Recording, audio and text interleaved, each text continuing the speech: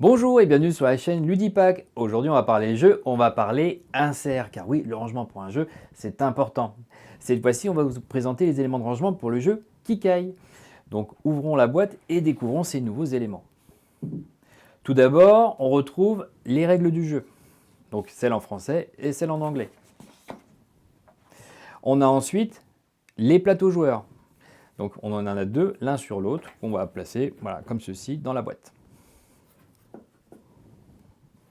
On a ensuite l'aide de jeu qu'on va faire reposer sur le plateau-mètre afin qu'elle garde son côté plat et qu'elle ne soit pas abîmée. Ensuite, on va retrouver le plateau principal, donc qu'on va enlever et qui va dévoiler les éléments des Kikai ainsi que les différents compartiments qu'on va retrouver sur le côté. Dans ce sac, le sac en coton, on va avoir les fans, donc les jetons fans, qu'on trouve voilà, ici, voilà, comme ceci. Et ce qu'on fait, c'est voilà, on le plie en deux, voilà, en le mettant un petit peu à plat, voilà, afin qu'il retrouve l'épaisseur du premier insert Ludipack qu'on va découvrir à l'instant, et ainsi avoir une surface plane. Alors, le premier élément consiste à ranger les cartes quartier. Donc, comme vous pouvez le voir, un élément de tricolore avec un espace sur les côtés pour pouvoir récupérer les cartes facilement et un espace suffisamment important pour pouvoir manipuler les cartes sans problème, sans frottement, qu'elles soient slivées ou non. Donc vous pouvez voir, hop, voilà, je prends la carte, je la glisse sans problème. Et en plus de ça, les bords sont arrondis afin de ne pas s'abîmer les doigts ni les cartes. Voilà, comme vous pouvez le voir sur le côté, en zoom, voilà, comme vous pouvez le voir, il n'y a aucun problème pour manipuler les cartes sans abîmer quoi que ce soit. Hop, on va le mettre là. Ensuite, alors là on retrouve visuellement ce qu'on retrouve dans la boîte de base, c'est-à-dire toute la structure en carton qui permet de contenir les différents éléments des Kikai, ainsi que des compartiments carton où on trouve normalement dans des sachets plastiques les différents jetons du jeu. Sauf que là, à l'intérieur de chaque compartiment, on a introduit des inserts pour pouvoir faire en sorte de les sortir quasi instantanément et les répartir autour du plateau. Donc par exemple, si j'ouvre le premier, donc, on a essayé de respecter au maximum la symbolique des différents compartiments. Donc là, mégaphone et échelle. Je tire le couvercle et là, je retrouve mes jetons mégaphone et échelle juste en dessous, mais cette fois-ci directement dans un petit rangement que l'on va pouvoir positionner sur la table, voilà, comme ceci. Ce qui rend beaucoup plus simple la mise en place qu'avec des petits sachets plastiques. Donc quand on regarde de près, voilà, un élément simple, avec coin arrondi toujours, bien sûr, deux compartiments, un pour les mégaphones, un pour les jetons échelle, et voilà, très facile à manipuler, aucun problème là-dessus, avec un petit arrondi. Alors on voit pas très bien au fond là, mais vous voyez, là c'est arrondi pour facilement récupérer les jetons. Ensuite, on a au milieu voilà, une petite paroi qui nous permet de récupérer aussi l'élément facilement. Et alors voilà, vous voyez la partie jaune là, elle est légèrement creusée, voilà, pour faciliter la prise en main. Même élément, identique, qu'on va pouvoir positionner juste en dessous, et là, qui récupère les éléments du joueur. Voilà, le joueur jaune, voilà, a tous ses jetons dans un petit bac, et voilà, on peut le poser juste à côté de nous et récupérer pendant la partie, voilà, tous nos petits cubes, le bricoleur, les jetons flyers, les jetons publicitaires, et le petit voilà, jeton du personnage, voilà, qu'on retrouve ici. Donc voilà, tout en un, dans un rangement. On verra plus tard qu'il y a le même, évidemment, pour le deuxième joueur. Je vais laisser ouvert parce que du coup, après, je vous montrerai comment re-ranger derrière. Même si vous l'avez deviné, j'imagine. Alors, j'ouvre le deuxième. Voilà.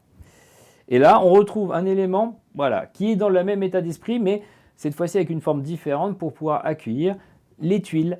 Donc, voilà, les tuiles qu'on retrouve ici. Voilà.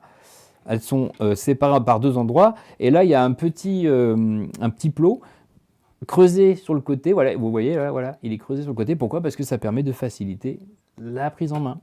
Mais par contre, les tuiles, voilà, vous pouvez les récupérer très facilement. Hop, je vais placer ça ici. On a juste en dessous un autre élément, cette fois-ci qui contient également des tuiles, mais également les marqueurs influence, plus le marqueur de manche qu'on trouve ici. Voilà, donc très pratique à positionner. Et là, tout de suite, on peut récupérer pour chaque joueur ces petits marqueurs. Voilà, c'est vraiment pour la mise en place, celui-ci, on va dire. Mais voilà, pour les tuiles, pareil. Vous voyez, c'est très facile, hein. Je fais tout d'une main. Vous voyez, j'ai même pas besoin de... Voilà, on le prend, on le dépose, très simple. Troisième compartiment. Donc là, vous voyez, jeton, point de victoire. Jeton, point de victoire. Donc voilà, donc là, par contre, il n'y en a qu'un. Là, par rapport aux deux premiers compartiments où il y avait deux éléments l'un sur l'autre, là, on a un seul et gros élément, vous voyez, qui est assez profond. Pourquoi? Parce qu'il y a beaucoup de jetons de points de victoire. Ils ont, malgré tout, été séparés pour chaque type, donc 10, 5 et 1. Pas besoin, comme ça, ils ne sont pas mélangés. Et durant la partie, voilà, très facile, on peut aller récupérer un petit jeton, voilà, sans problème.